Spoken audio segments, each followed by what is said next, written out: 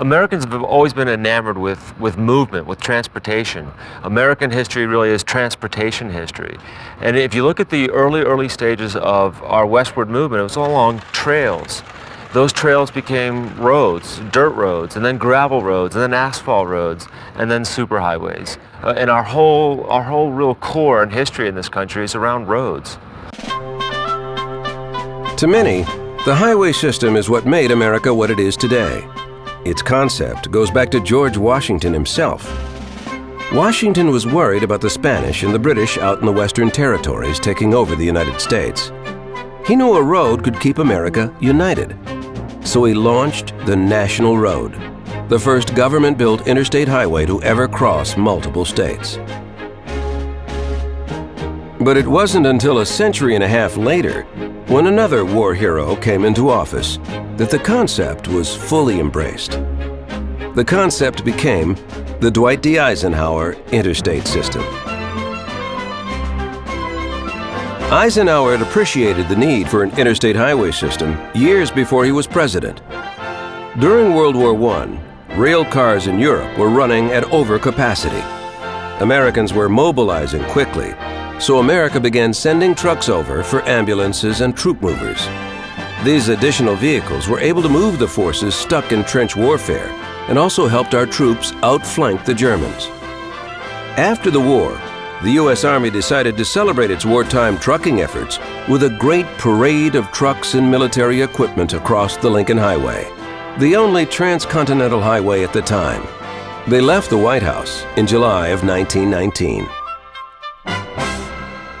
On that truck convoy was Lieutenant Colonel Dwight D. Eisenhower. He didn't lead the truck train, but he was an observation officer with the Tank Corps watching these trucks struggle as they went across the United States. And he later said in his memoirs, "We didn't even know if we could make it." A U.S. Army convoy had never attempted to cross the United States in truck before. It took them 2 months to get all across the United States. They destroyed 88 bridges. These heavy trucks fell through bridges. They got stuck in mud, and many of the trucks had to be left behind as salvaged pieces of equipment. That's when people realized trucks could do a lot of long hauling in this country if only we had better roads. So years later, with Eisenhower's urging, the U.S. interstate system became a massive project. It would bring us away from the dangerous two-lane highway with extreme curves that made driving treacherous, and replace it with a multi-lane, solidly built system that could easily be traversed with trucks and heavy equipment. It became the largest system ever built. Over 46,000 miles, 105 tunnels, 55,000 bridges, and it seemed to sprout up almost overnight.